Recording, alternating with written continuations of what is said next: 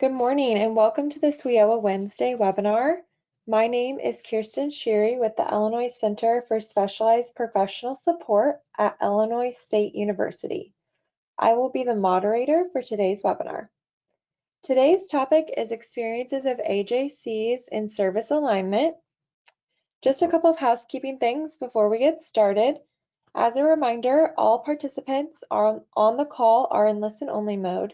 If you have questions as the webinar proceeds, please post your question in the text box.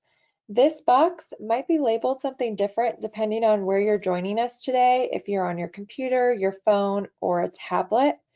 But the box is labeled the question, comment, or chat box. All of those boxes are synonymous and there's just a text box that you can type in any questions or comments in there and we will receive them, and then we will answer the questions at the end of the webinar. Another reminder that this webinar will be recorded. The presentation, recording, and slides from today will be available on our website, which is icsps.illinoisstate.edu, and it will also be on the Illinois WorkNet website within 48 hours. If you would like to follow along today, you can download the handout, the PowerPoint slides, under the handout dropdown on your GoToWebinar control panel. Tomorrow, each attendee will receive a follow-up email, which will include a survey asking you about today's webinar. Please provide us with any feedback, comments, concerns, suggestions you have to help improve upcoming professional development for WIOA. A reminder that if you have a faulty internet connection or you would prefer to call in, you can do so by calling into this webinar via your phone and not using your internet. And I have provided that phone number and information in the chat box with everyone. It's also in your initial registration email as well. With that, I'm going to start us off with two beginning polls that we like to start off every WIOA webinar with. First, we are just going to ask you which partner you best represent. I'm going to go ahead and launch that poll now.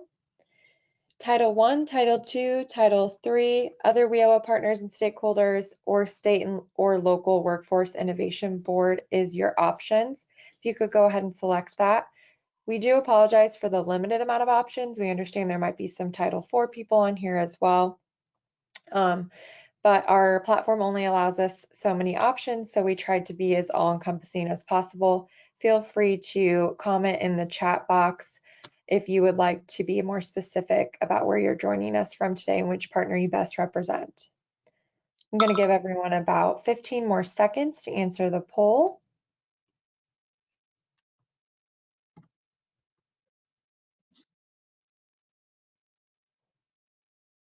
Okay, I'm going to go ahead and close the poll and share our results.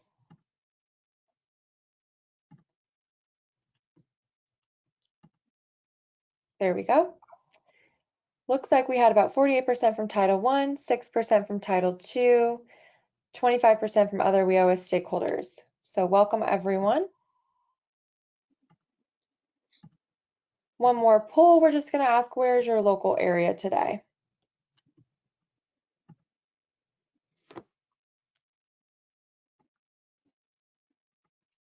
Give everyone about 30 seconds to answer this poll. Again, if you'd like to be more specific from where you're joining us today, feel free to type that in the chat box.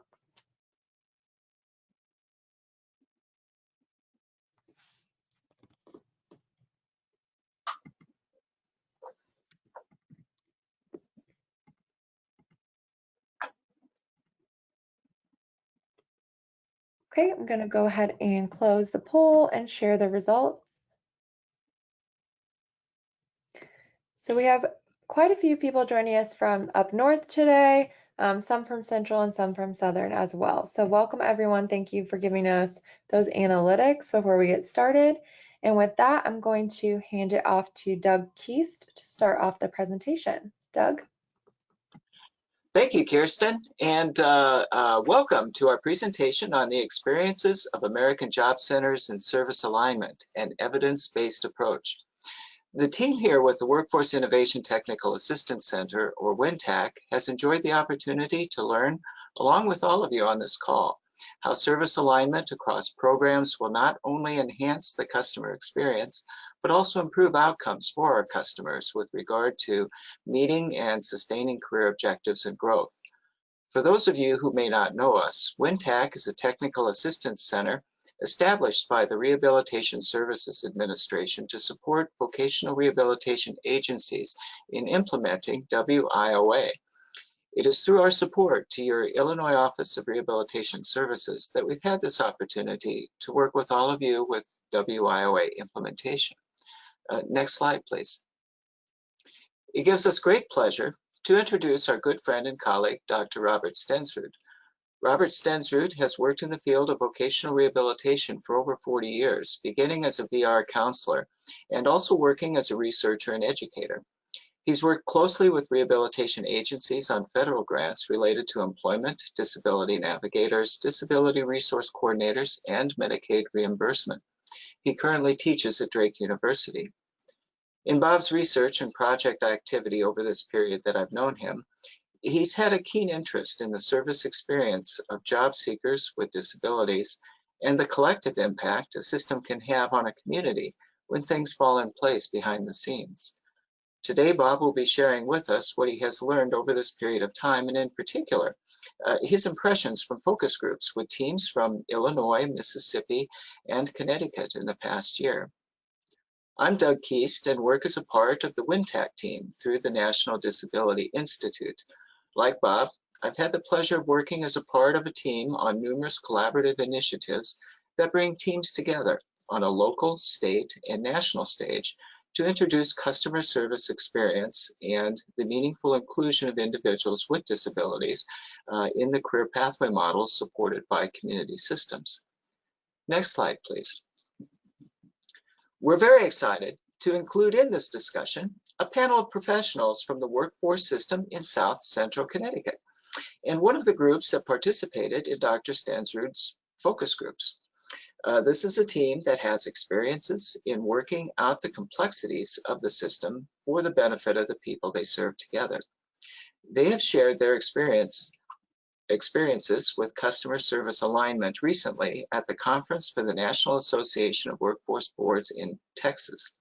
Joining us today from South Central Connecticut are, in alphabetical order, Charlotta Copenhaver, vocational rehabilitation counselor with the Connecticut Department of Aging and Disability Services in the Bureau of Educational Services for the Blind, Barbara Green, former disability resource coordinator with Workforce Alliance, Roxanne Robinson, vocational rehabilitation counselor with the Connecticut Department of Aging and Disability Services with the Bureau of Rehabilitation Services, and Jill Watson, manager of special grants and projects with Workforce Alliance. This panel will be sharing their very deliberate customer service approach with us following Dr. Stensrud's presentation. Next slide, please. A year ago, each of your workforce areas conducted a self-assessment of service alignment across programs, and this list reflects the top priorities that you've identified that are related to our discussion today. On top of the list identified as a priority in 20 of your local areas is communication will occur across one-stop programs. And then going through the list, that cross-training is provided to staff, that we use customer service input to design and deliver services, that our processes are streamlined and aligned, that customer service information is shared, that partners share an understanding of career pathways, that services are delivered by function, and staff collaborate on a customer assessment, and service plans are living documents. Next slide, please. To address those priorities that have been established, these are a few of the more common activities that have been articulated in work plans. That teams work to establish a shared vision of customer service. Teams develop activities to establish a stronger sharing culture. There's some work to create a job seeker service team of frontline workers. There are efforts to develop shared database case management systems, efforts to share an integrated career plan for customers during referral. Some are creating a universal consent form. working on creating a work group and set partner meeting schedules for cross-training, and that there's cross-training for labor market information, career pathways, and American Job Center orientation. We mention this because you may recognize some common themes in the work described by your colleagues in Connecticut. Next slide, please. The objectives for our discussion today are gaining knowledge of how professionals in other American Job Centers consider co-enrollment and how it impacts customer service, and gaining a perspective on local customer service priorities in light of experiences and approaches in other centers. Please feel free to share questions and comments in the question box during our session.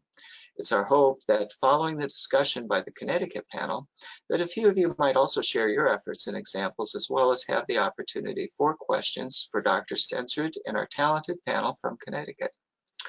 And can we move on to the next slide, please? And at this point, I would like to hand this presentation over to Bob Stensrud.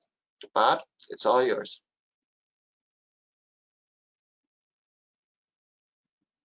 Thank you, Doug.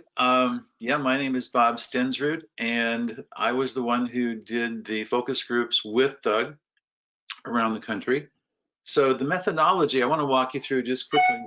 Round one, we asked people who understood what was going on around the country where we should go to find people demonstrating promising practices around the topic of co-enrollment. We also asked, once we find them, what questions should we ask them? And how should we analyze the results so that we can come up with conclusions and recommendations that are helpful? So next slide, please.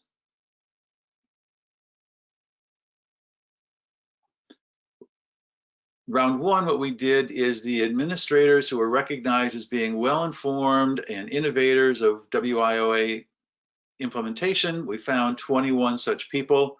We did an online focus group with them and said, tell us states that are demonstrating best practices in co-enrollment. They recommended that we do focus groups with the local AJCs to learn what they do. And then they said, here are the states. And we then went out and visited with them to see where it would be practical to talk with them about what they did, groups and so on. So we invited them to participate in scheduled meetings.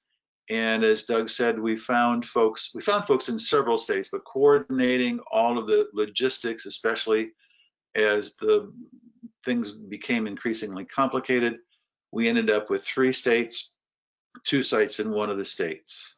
So with that, next slide, please. These are the questions that we asked folks, and I'm going to go through each one. So I'm not going to go through each of them right now, but just to give you a theme, we asked them about their culture. We asked them to define co-enrollment, evaluate their own effectiveness in their AJC, what would make them effective, and what would make them ineffective, and then finally, what would they recommend that other places do based on what they've succeeded at? So again, I will go through each of these questions individually. Next slide, please. We recorded their responses. We presented the summaries to the participants for validation at the end of the focus group. So we were clear that what we recorded was consistent with what they intended. We went back to the WinTAC team and went over what we got. They brought in their expertise and their information from other states around the same topic. We wrote a summary report, and that report was submitted to the WinTAC. After a few modifications, it is now ready, will be submitted for publication in an academic journal at some point. Next slide. So here's the first question. Describe your job center, okay? And what we wanted them to do right here is describe the culture of collaborative customer service in your American Job Center. How do you respond to all the customers as they come in and engage the expertise required for each job seeker in meeting their career objectives? What we got from them was a tremendous amount of pride in what they did and a tremendous amount of pride in how they worked together. So when we asked them to describe their culture, they spent a good amount of time talking about what they felt made them special. We put customers first and make personal connections across partner agencies, so service is personalized for each customer. We trust each other to be doing what they believe is best for the customer. Customer services begin with informal communication among personnel that extends from casual conversations. So not only do we have formal communication about customers, but we have informal opportunities to get to know each other better, to trust each other more, and take that sense of trust from the informal communication back to the formal communication about specific customers. We shared information on intra and interagency activities and updates. As many of you know, it's often difficult to know the updates that are going on in a partner agency because they can change rather rapidly. The informal opportunities really gave us a chance to say, this is what's happened in our agency, just so you know. And folks were very positive about how that helped them know when changes were made around funding, around targeted populations, whatever. So again, the culture of informal connection became an important theme. And then the follow-up on referrals, formally and informally. In many cases, and I'll come to co-enrollment and co-location in a moment, but the ability to take a customer who expresses an interest in a specific service and walk them to the person that they will be referring them to was considered by people to be important. It was more personalized. It was much less anonymous. And so the referrals that were formally made like that and then followed up informally, how did things go, everything be okay, were really key pieces in making the culture effective at co-enrollment. So next slide, please. It continued. This is still part of question 1. Sharing lunches and other social events promote trust and collaboration. We heard again and again that it was so important to find informal times to have lunch, to have coffee or something, and that made it feel more like a family. It made it feel more like trusting, and that they saw as huge in making things work. Co-location also was important, like I mentioned earlier, and it made fast and informal referrals of customers from reception through direct services much more convenient, much less stressful and confusing for the customer. Along with this, they stressed that the AJC supervisor collaboration and support really promoted interdependence. And every place we went, they talked about the collaboration among the supervisors and how important that was for them to feel allowed to collaborate. And then finally, clear lines of communication based on how customers moved into and through the AJC. The clearer the lines of communication, the less likely customers were to fall between the cracks. When we go to places that are not such promising practices, there are all these gaps in services where I think the person's ready to go to you, but then something happens. Paperwork isn't done. Our clocks are misaligned, so I don't get the funding to the person in time, and so on. So the clear lines of communication became a big part of keeping things going smoothly. Okay, next slide, please.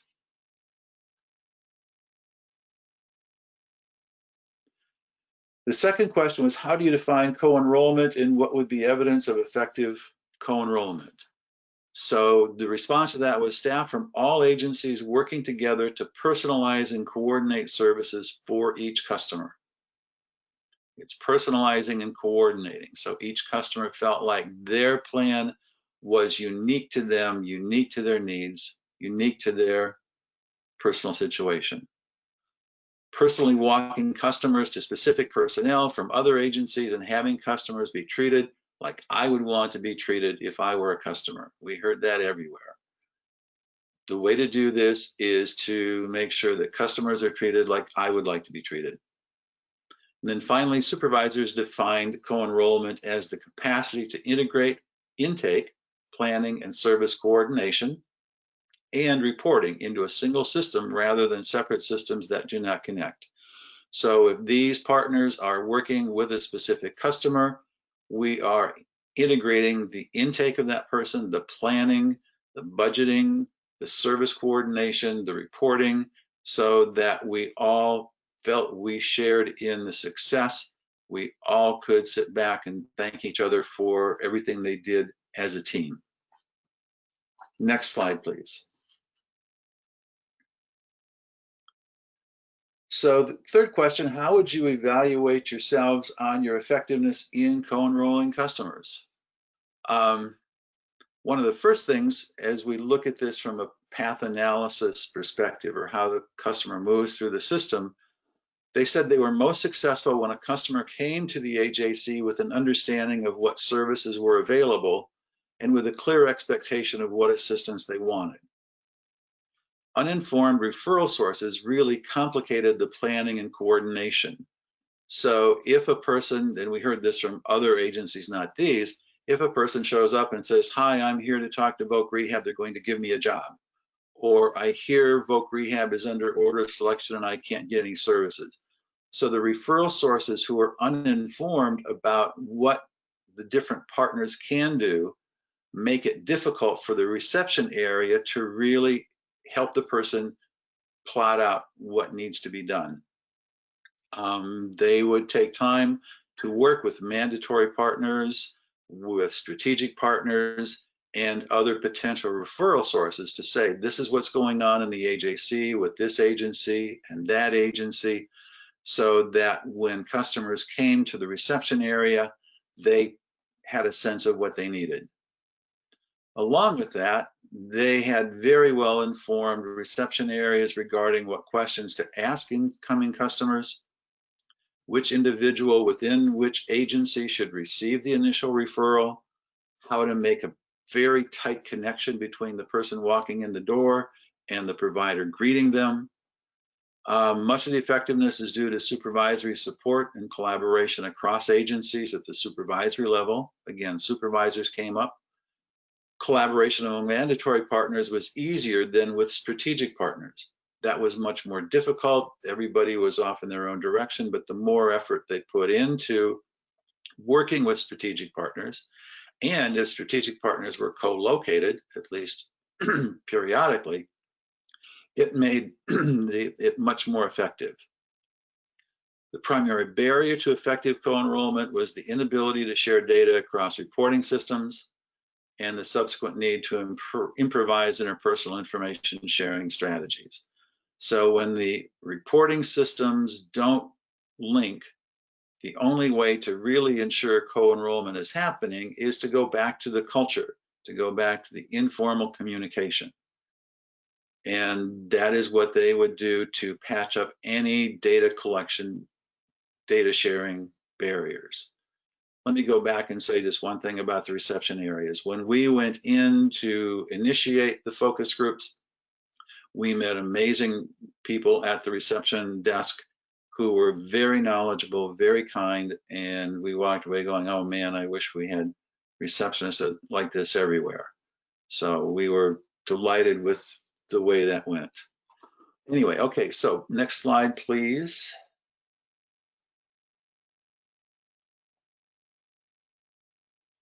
Number 4 question was, how important to effective co-enrollment is your ability to communicate easily, often, and informally? And we pretty much touched on this already, so I'll go back. Participants that we talked to enjoyed their job. The people with whom they worked made their jobs enjoyable and found informal ways to build and solidify those social networks. And that, I don't know what more can be said by that. The more I enjoy my job and the more I enjoy working with you on our job, the easier communication is.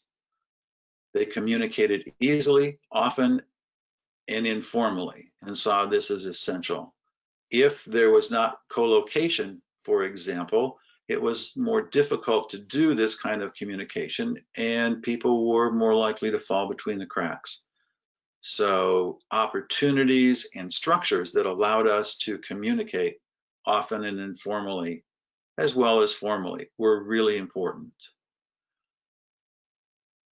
This was also important among mandatory and strategic partners. If we could get people from DHS into these meetings, getting to know us, learning what we did, we would learn what they were doing, the barriers they hit, and so on. Getting the strategic partners on board was seen as a huge benefit to customer service. And then again, feeling of being supported by regional supervisors, state administrators allowed engaging in such communication so service gaps could readily be addressed.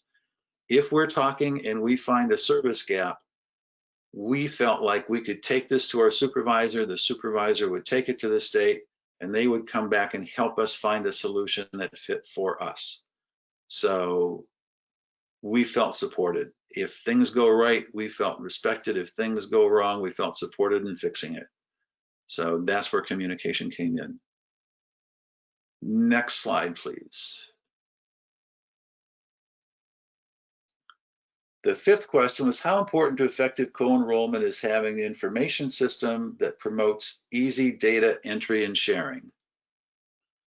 This became one of the issues that was a concern. An information system that promotes easy data entry and sharing was highly important, especially when plans and funding streams were being developed. When a customer comes in and we're developing the plans, do we know the funding streams? Do we have the funding streams aligned so if a person's starting training at a community college, all of us can get our funding there in time to get the person's tuition paid and them in class? If they are trying to start a class and one of the funding streams isn't there or not enough is there, then things don't work well. So the information system has to help us keep those things in sync, or something negative may happen to the customer. Participants relied on their informal communication channels to compensate for the lack of reliable information systems.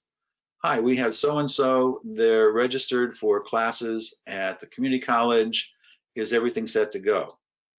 Yes, we're all set. The money's here. We've got transportation provided. We've got childcare provided. The person shows up. Oh, by the way, didn't we tell you the class was canceled due to low enrollment? Everybody gets hit by that, especially the customer. So the more all of the different partner agencies are communicating, the more likely we are to anticipate something falling apart and fixing it before it does. Participants believe their regional managers and state administrators recognized the limitation of communicating across some platforms and were trying to find solutions. And each state had some solutions that were being initiated by their states, state administrators, and WIOA partners. We weren't there long enough to hear how those things were going, but we were hearing that everyone was optimistic that these information systems were going to get more effectively in sync. And that was exciting to them. Without active informal communication across agencies, the AJCs would seem more like a shopping mall, was the way they summarized that. Are we an integrated AJC under WIOA, or are we just a shopping mall full of separate shops that do their own thing with minimal connection? So that's where we left it with the information systems. Next slide, please. Question 6 was, how important to effective co-enrollment is the support of regional managers, state administrators, federal requirements? Simple answer, critical. These individuals created the sense of a collaborative culture in which people could trust that everyone was working for the best interest of customers and could take risks to address failure points in the value stream. So I felt that if some customer was going to fall between the cracks, I could go a little bit outside my job description to make sure that didn't happen. And I could trust that my supervisor would understand, support me, and help me say, let's not have this happen again. Whether it be because of failed transportation or whatever, simple things, big things. If I saw or experienced something falling apart, my supervisor was there, the state was there, and I felt confident doing what it took to treat customers like I would want to be treated. Regional managers worked together to provide clear communication to staff regarding state and national expectations, policy changes. We saw as much collaboration across regional managers as we did across frontline providers. And the administrative support was seen as absolutely critical. If that was not there, they feared that things would not go well at all. People had come to these AJCs from other locations and commented how much they appreciated the administrative support they got there and how it made their job more effective, more enjoyable, and them more willing to stay. Okay, last question, number 7.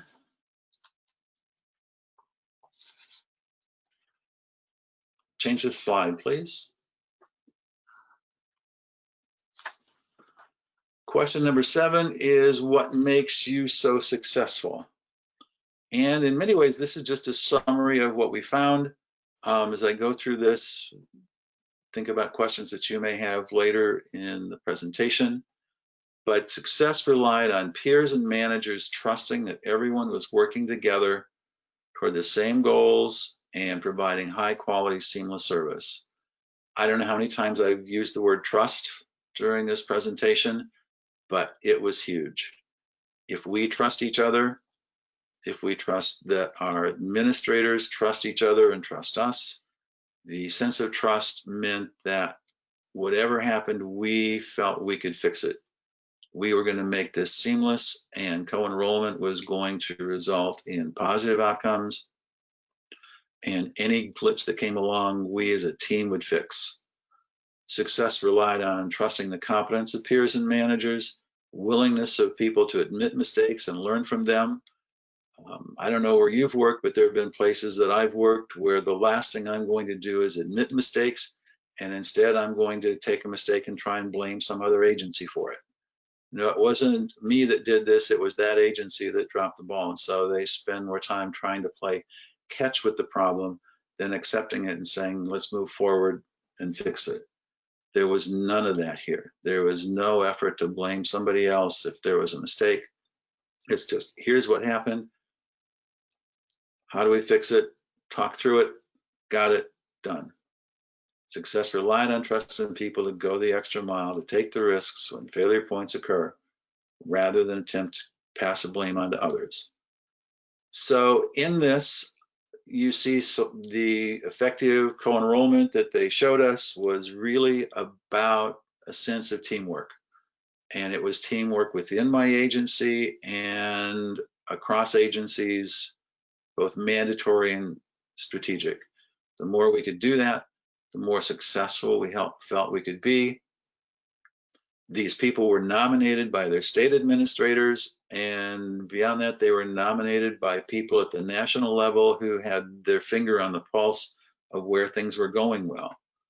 So even as they were doing this in their own local region, they were being recognized, they were being noticed.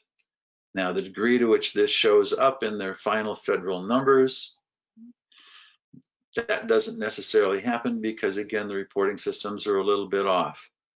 But they would say, the customer comes first, I'll worry about my numbers later. And that's how it came through. So at that point, I'm going to stop and give it back to Doug and let you go on to the next presentation where folks will give you a first-hand look at what they do. Thank you.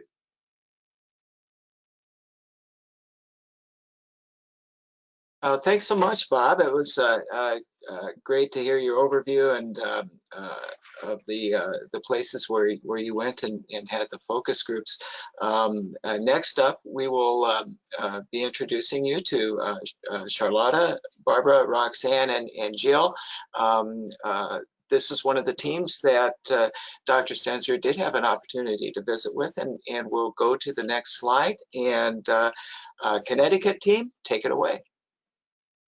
Thank you, Doug. This is Jill Watson, and I'm the Manager of Special Grants and Projects with Workforce Alliance. We are one of 5 workforce boards in the state of Connecticut. and we represent about a 30-town region in the state. Back in 2017, we received a Disability Employment Initiative grant, and we were able to hire a Disability Resource Coordinator through Workforce Alliance.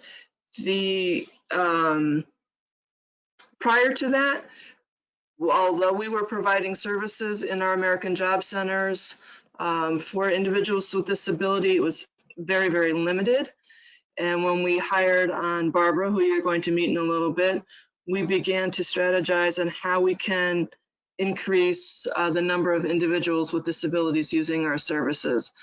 And we'll talk a little bit more further on how IFAs and the new certifications of your one-stops became one of the driving factors that helped move things along.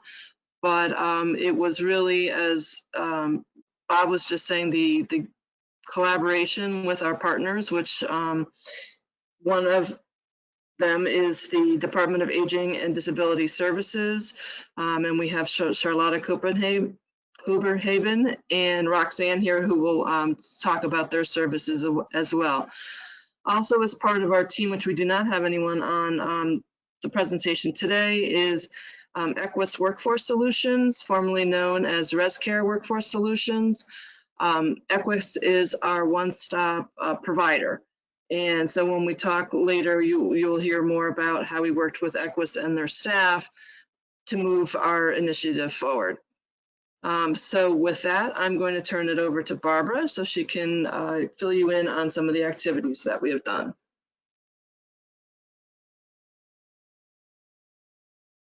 Thank you, Jill. Can I have the next slide, please?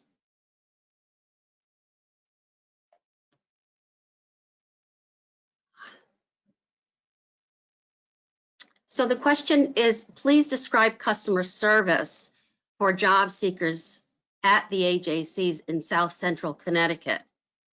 How would you describe the customer service culture for programs? In our region, job seekers with disabilities are integrated into the job center activities and programs.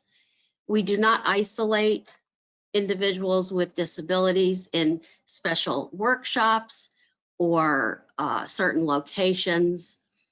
They are truly integrated into everything that job seekers without disabilities do. And also, for the last 3 years, through the Disability Employment Initiative grant, we provided extensive staff training, ongoing technical assistance in collaboration with our VR system. And I'm proud to say that since the Disability Employment Initiative ended in March of 2020, the job center staff are very confident and comfortable serving individuals with disabilities, and the job center staff continue to be able to access resources and continue to team up with VR.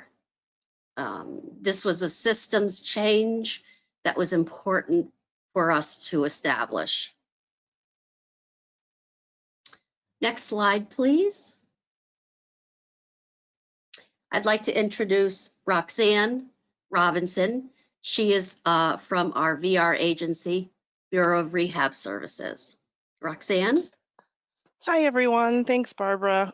So one of the things that we sought to do to meet the needs of our consumers was enhance their accessibility, both to the materials provided by the AJC, by their local AJC, but as well as the physical accessibility of the building itself. And so you'll see listed here, some of the examples are universal design, large print materials, online materials. This is to address the varying needs as it pertains to vision and learning.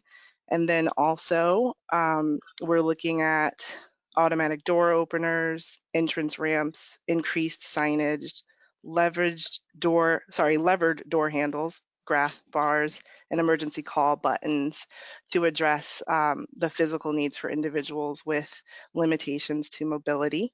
Additionally, contracting with ASL interpreters in order to address communication needs for the members of the deaf and hard of hearing population. So there really are things in place to provide services over a variety of needs, to address a variety of needs.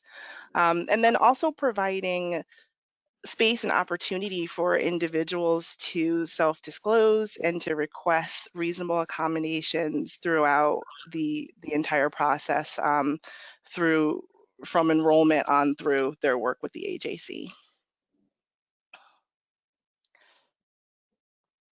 And so the next slide, Charlotta is going to walk us through that.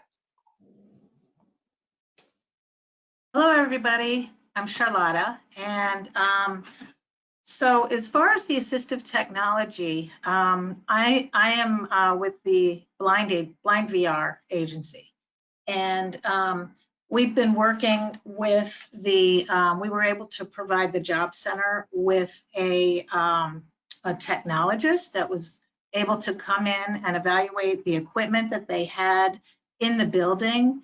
And so it took some doing in the beginning, but with the help of our technologists, we have been able to get computers that have both JAWS and Zoom text. We have large print keyboards. We have another program on there called Talking Typing Tutor, so that customers who have visual impairments can come in and work with the computers and learn how to type. And we also at BESB provide our clients with any kind of low vision devices that they might need, like handheld magnifiers.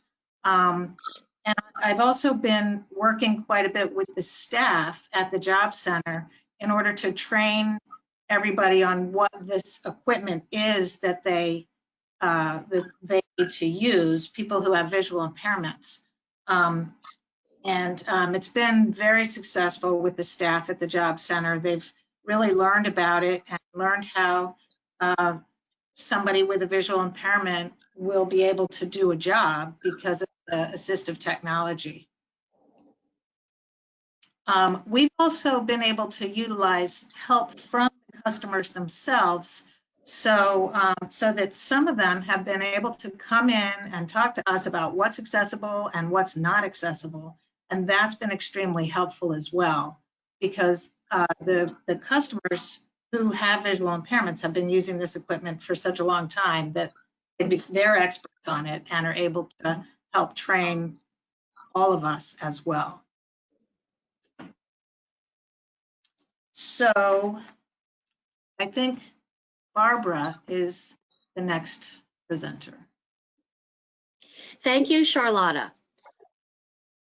How has COVID-19 changed your service alignment or customer experience? Well, as I'm sure this is true all over the country, COVID has drastically changed how we do business. Most of the Job Center and VR staff continue to work remotely most days.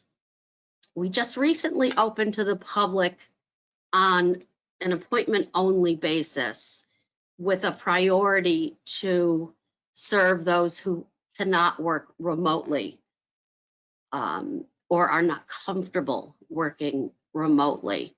And that's been very limited. Most people are not coming in.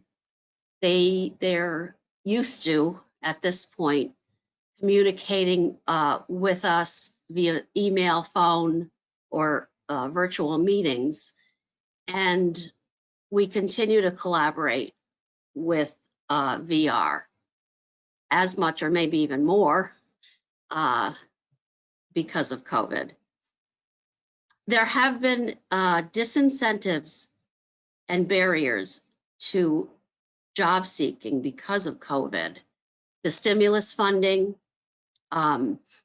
the extended and additional unemployment compensation, protections from housing evictions.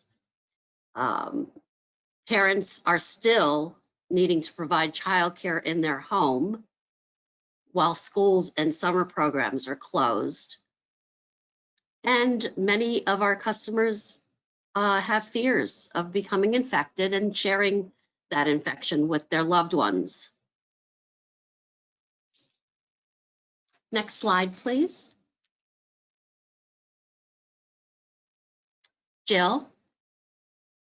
Thank you, Barbara. And this slide here, we're talking about the approaches that we use to encourage co-enrollment. And as I mentioned before, the changes that we undertook back in 2017 were the result of the Disability Employment Initiative.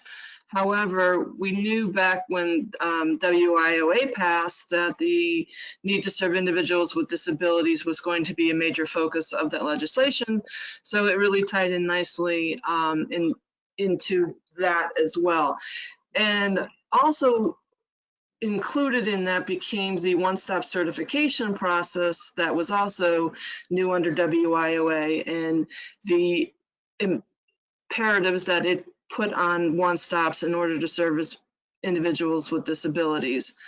So we really were trying to increase our service levels and increase our enrollment numbers. As I was saying before, that prior to 2017, we had approximately 10 individuals who in our region would have said that they had disabilities and registered for services.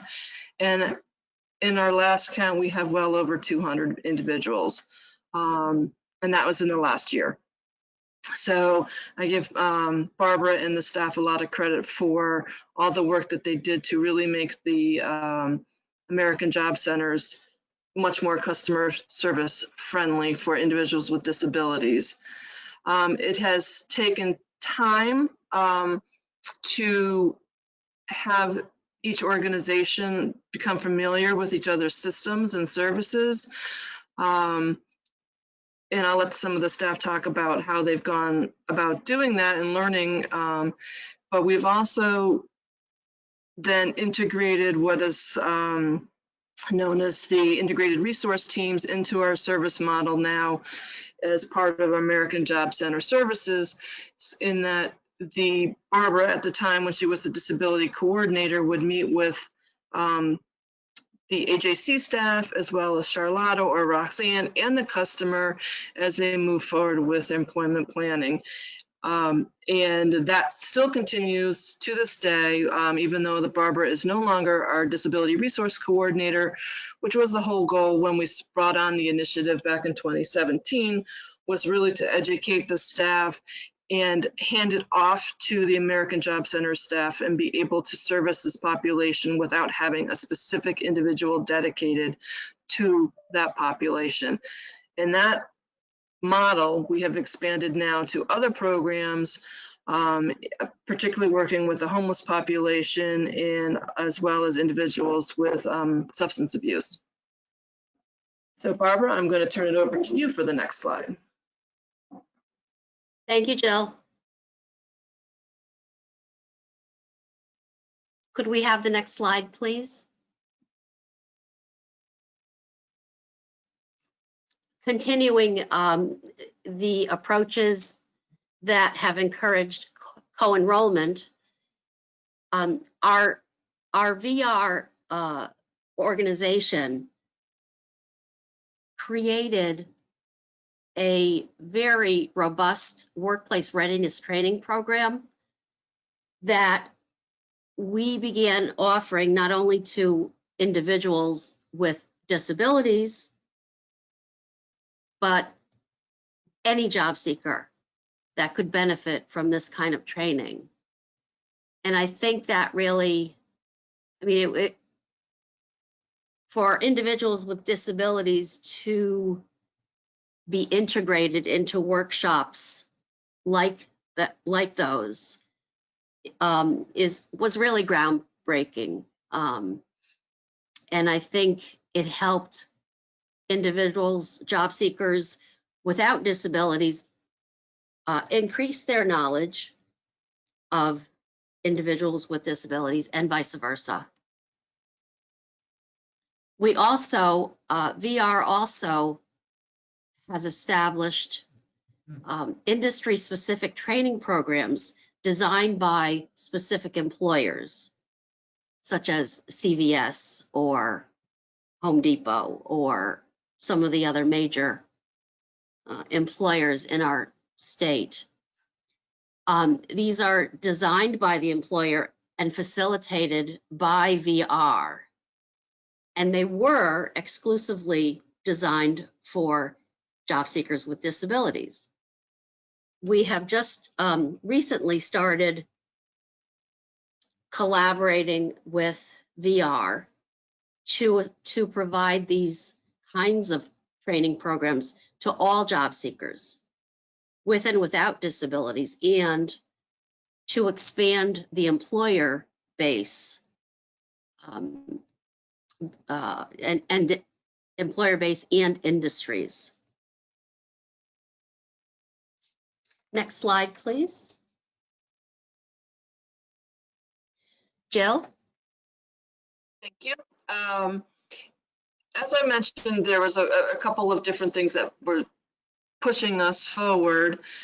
And back in 2017, again, when Barbara started and we started working with the AJC staff on training and moving things forward, at the same time, the one-stop certification process became something that we had to undertake, as well as infrastructure sharing agreements.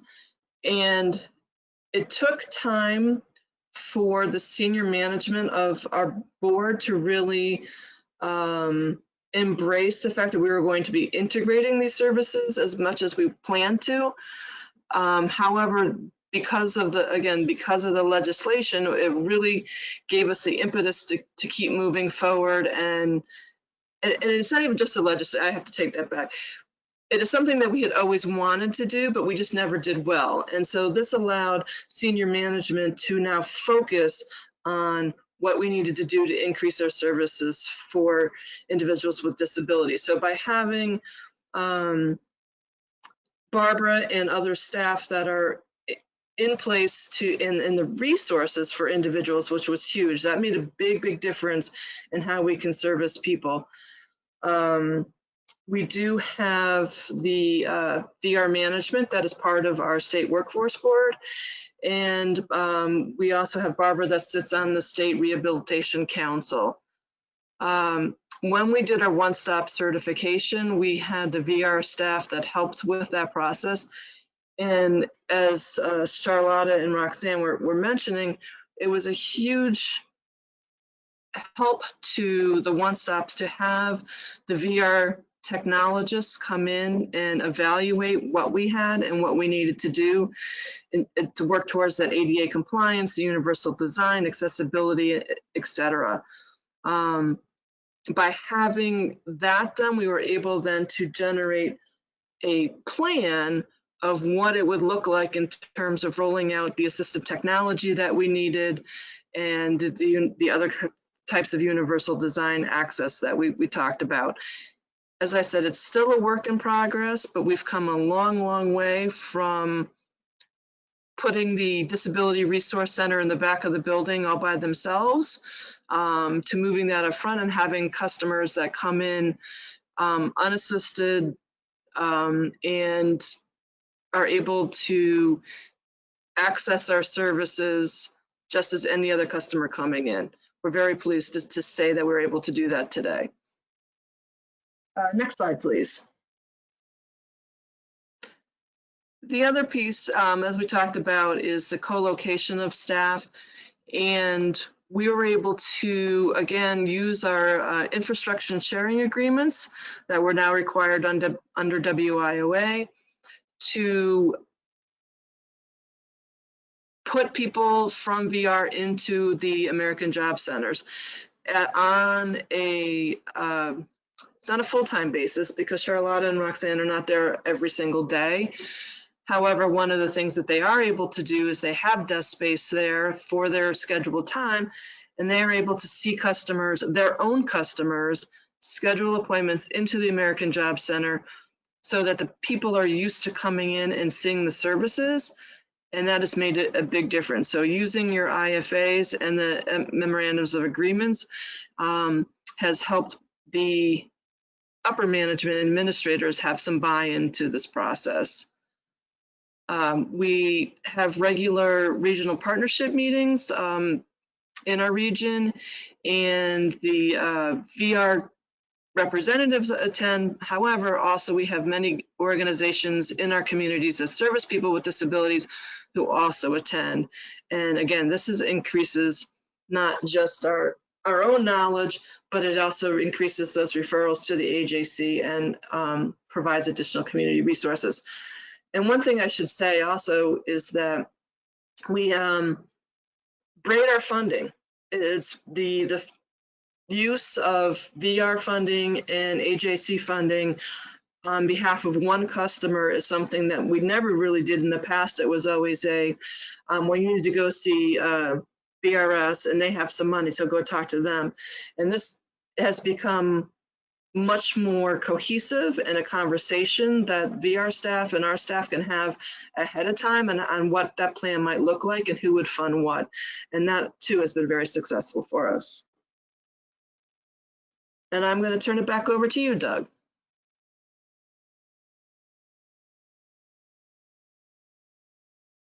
Thank you very much. I'm unmuted now. I do want, before we turn this over for questions and maybe sharing of examples with that any of the teams from Illinois might be willing to share, I wanted to come back to the Connecticut team. As Dr. Stensrud was talking a little bit about what he picked up with the focus groups, with the discussion about what any customer could expect coming in the door, just from a global perspective, as you folks have addressed the specific strategies that you have taken in your partnership, and it's very specific with the Disability Employment Initiative and some great activities there to assure that your career pathway models and career services in the center are fully inclusive of anybody with significant challenges that might be coming in the door. There's a lot with the focus on the vocational rehabilitation and the workforce partners. But I know that you were active with the integrated resource team activity, and there are some areas in Illinois that were also engaged in piloting that strategy as well. With regard to the other services and the other expertise that are in your center in South Central Connecticut, was there a similar type of engagement with those other programs as far as making those connections with their expertise for anybody coming in the door? I could answer that, and the answer was no.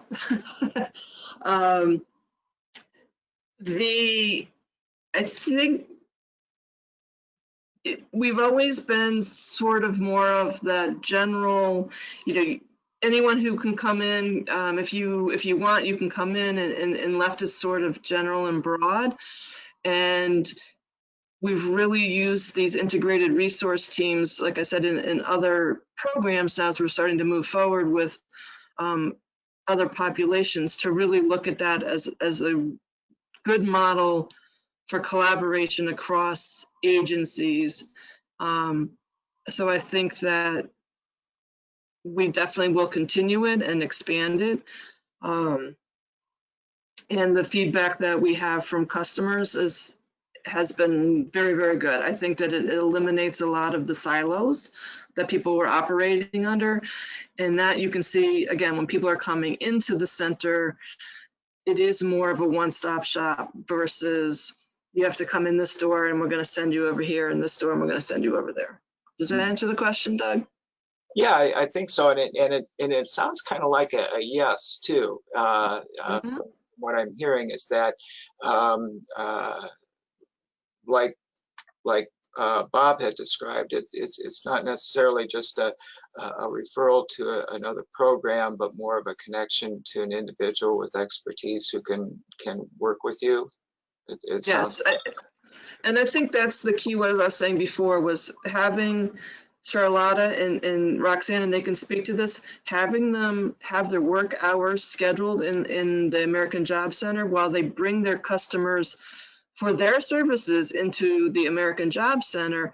It does alleviate that anxiety that people have, or a sour taste that may have been left in their mouth in the past about coming to the American Job Center, to see now that there is more coordination and more access for them.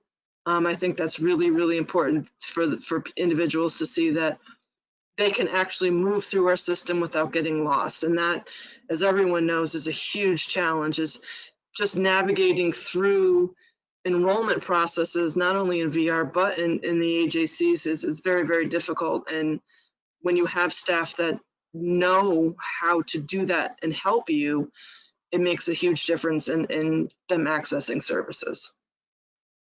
Okay, well, thank you very much. I'd like to come back to the folks attending this session.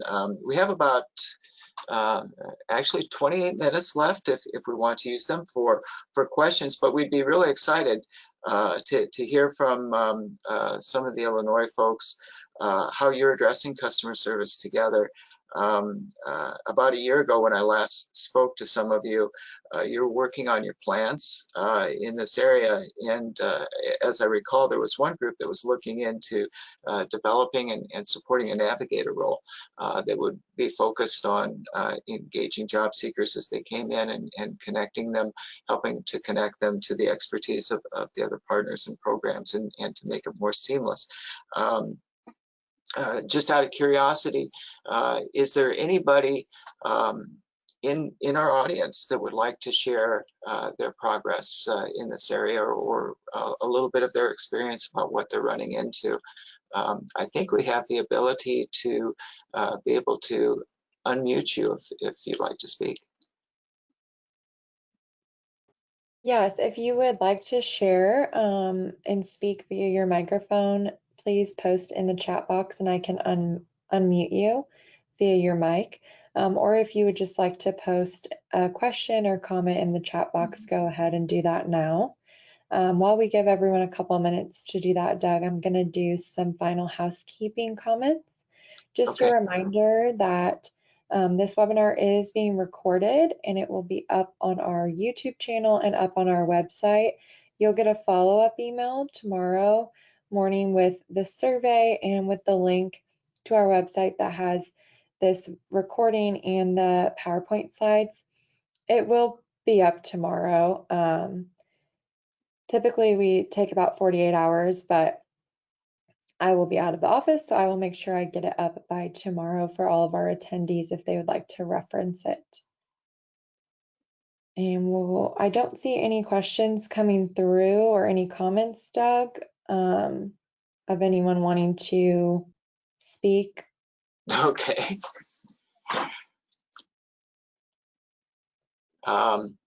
Did you or any of the presenters have any final thoughts for anyone?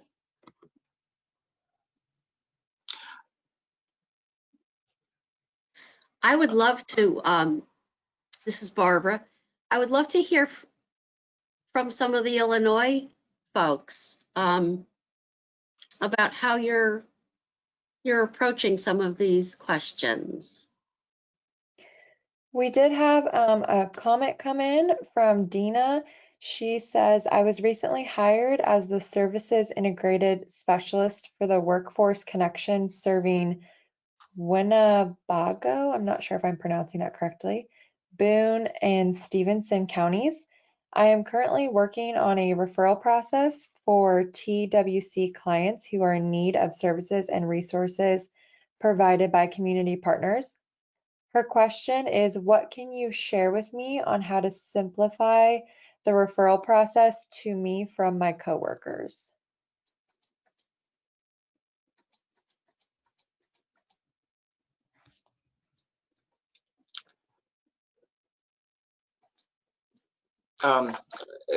That's a good question. I don't know if not understanding what the referral process is in your office. I know one thing that I've seen, especially with co-location, and it's a lot of the things that Dr. Stensrud was referring to, is building those informal connections and the relationships with the other the professionals, with your colleagues, with the other partner programs, to where it can be both formal to meet the requirements of your office, but also a little less formal too, where within your own culture, if you're connecting them to an individual, if your office culture supports that, it's always good from a customer's perspective to be able to make a connection with an individual, as opposed to maybe a straight up with a program. But you know, that's a bigger question or a bigger issue to challenge than just between you and your colleague with the other program. Sometimes it's how the system comes together and what it supports. That's just a thought I have on that. To the Connecticut folks, how do you address that as far as kind of easing that referral, the professional connections between programs? She did want to say as well that she is creating this referral program and she would appreciate any thoughts, especially about the informal contact. Okay. Barbara and Charlotta, maybe you guys can talk a little bit. Yeah, I have some thoughts on the referral process. This is Charlotta, and over the past couple of years that we've been doing this, we've tried several different ways of doing referrals, and it's been a little bit challenging because of we started off with paperwork that was really extensive, and there was a big long referral form, and we had to fill out all this information, and it just became time consuming, and it was also repetitive. Personally, what I have found is that being co-located, I mean, that's been such a huge benefit to get people in the door. And for me to walk through with my own customers to get them to the person that they need to be connected with has been just really beneficial to them. So the fact that I'm in there like 2 to 3 times a week and I schedule appointments with people in the building has become just really good for everyone. It's made the people who are the staff at the job center much more comfortable with seeing my clients coming and going, and with people with disabilities and people with visual impairments. It's just become sort of a natural thing, and the referral process has ended up not being quite so formal with a whole bunch of paperwork, but instead, I think we've I don't know where we stand right now, but right now I do just an email to the person that I want to connect with, or I'll walk over and talk to that person. I think, you know, what we were saying earlier about that personal connection with the staff and being able to trust each other and being able to talk to each other has just been really beneficial to the whole referral process and getting people in the door. Oh, thanks, Charlotta. This is Barbara Green. I would like to add that, as we mentioned before, getting to know each other's systems, including the referral process, is imperative. And at this time, we have separate databases in our state. But our VR staff now, not only our VR staff, but our community partners know how to enroll someone into our state database. And that's the first step to getting job center services, is creating an account in our system. Right now, we have online enrollment in WIOA. It's a pre-enrollment process that the customer does, and the community partner staff help them to do that if they need it. They upload documents themselves right now during COVID. So again, knowing how to help your customers with the enrollment process will help your referrals. Thank you, Barbara. We do have another comment that has come in. In our local workforce area, we have a navigator in our American Job Center. She performs daily tasks to ensure that all customers are referred properly and works closely with the American Job Center operator in making referrals to all partners. She does daily orientations and referrals, ensuring our customers receive the services requested. We have a referral form that is completed by all customers, thus making sure that the partners know that the services is requested. So this individual in this center is a kind of a hub or a connector for customers coming in. And the individual that sent this was Cindy Webb. And then there's another comment here. Somebody had mentioned with COVID, they've now added the intake referral form to the American Job Center website, so people are able to initiate their own referrals through the website too. Are there any other comments or experiences that folks would like to share? If I may, Doug, this is Jill again. One of the things that, one of the reasons when we started the disability initiative, that the plan was always to train the job center staff and on how to truly work with people with disabilities and work together in those integrated resource teams, was because what we were afraid of, which I had seen under another disability initiative, is that when you hire a person, if that money goes away, that position goes away, and your process goes away.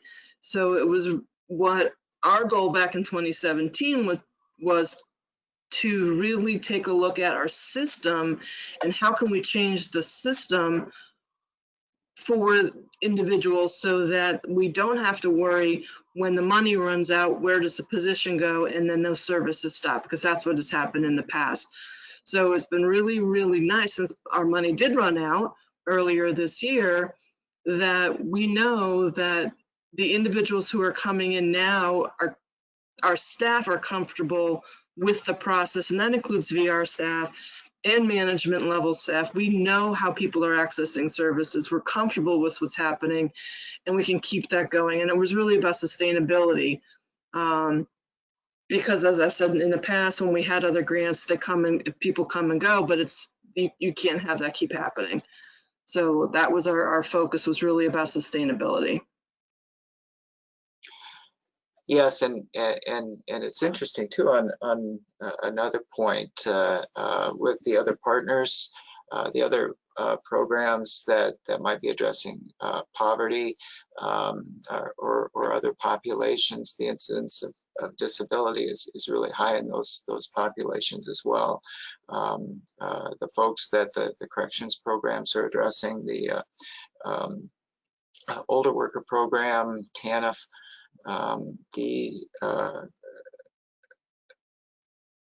the migrant and seasonal farm workers sometimes. These other programs and populations still have high incidence of poverty or high incidence of disability and challenges in accessing services. So as we address the service flow and look at things that might be preventing people from having the same access as other people, there is an impact for the other programs and how they're connected to the services too. So I appreciate that, Jill and Barbara and Roxanne and Charlotta. That was great information to share. Do we have any other questions or comments or examples that people would like to share from Illinois? Or Bob, do you have any passing thoughts that come to your mind from the focus groups and other project experiences that you've had for this discussion? Well, I think what the folks from Connecticut have talked about is really kind of pretty much the way to think about it. Doug and I have been doing this research for a long time, and I could go into great detail about all the different ways this can go wrong. But the trick is, no matter how many things aren't going right, if you've got a sense of a team, if people trust each other, if the chain of command is supportive, you'll figure it out. And that has been the thing that has stuck with me as we've gone through these focus groups and compared them with previous research that we've done. Okay. Well, I'm not seeing any other questions or examples in the question box. I think we'll turn it back to you, Kirsten, to close up. Okay, yep. That is all we have for today.